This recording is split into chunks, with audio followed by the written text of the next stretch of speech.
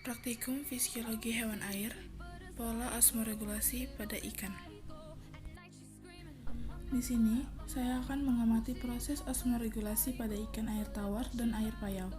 Sebelumnya saya akan menjelaskan apa itu osmoregulasi. Osmoregulasi adalah proses mengatur konsentrasi cairan dan menyeimbangkan pemasukan serta pengeluaran cairan tubuh oleh sel atau organisme hidup. Alat dan bahan yang diperlukan untuk melakukan praktikum ini adalah sebagai berikut. Yang pertama, saya melakukan pengamatan kepada ikan air payau atau ikan nila.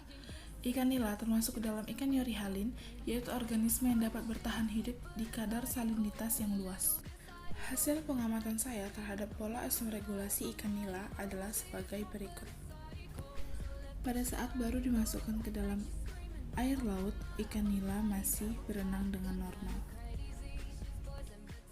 Lalu setelah 15 menit berada di dalam air laut, ikan nila masih berenang dengan normal, namun operkulum dan mulutnya terbuka lebih cepat daripada menit pertama di dalam air laut. Setelah 30 menit di dalam air laut, ikan nila sudah mulai stres seperti naik ke permukaan, menggelepar dan bergerak dengan cepat. Kemudian setelah 45 menit di dalam air laut, ikan nila sudah berenang pasif dan badannya sudah mulai terbalik. Lalu pada menit ke-56, ikan nila sudah tidak bergerak atau pingsan dan dikembalikan ke salinitas awal. Setelah 12 menit di salinitas awal, ikan sudah sadar namun masih berenang pasif. Yang kedua, saya melakukan pengamatan pada ikan air tawar atau ikan cupang. Ikan cupang adalah ikan air tawar yang termasuk ke dalam ikan Stenohalin, yaitu organisme yang bisa beradaptasi pada salinitas sempit. Hasil pengamatan saya terhadap ikan cupang adalah sebagai berikut. Saat pertama ikan masuk ke dalam air laut, ikan masih berenang dengan normal. Pada menit ke-6, ikan sudah menunjukkan tanda-tanda stres seperti berenang dengan cepat dan selalu berenang ke permukaan. Pada menit ke-11, ikan sudah mulai berenang pasif dan kadang hanya diam saja namun belum pingsan. Lalu kemudian setelah 15 menit di dalam air laut, ikan sudah pingsan dan dikembalikan ke salinitas awal.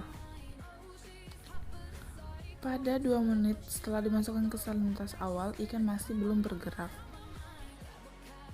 Setelah 8 menit di salinitas awal, ikan sudah sadar namun masih berenang pasif dan yang bergerak hanya mulutnya.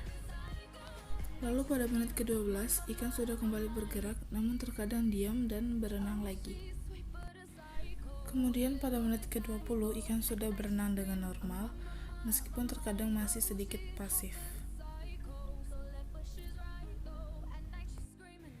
Dari hasil pengamatan saya dapat disimpulkan bahwa ikan air payau atau nila dapat bertahan lebih lama di dalam air laut atau dengan salinitas yang lebih tinggi daripada air tawar atau ikan cupang. Demikian hasil pengamatan saya terhadap pola osmoregulasi pada ikan tawar dan ikan air payau.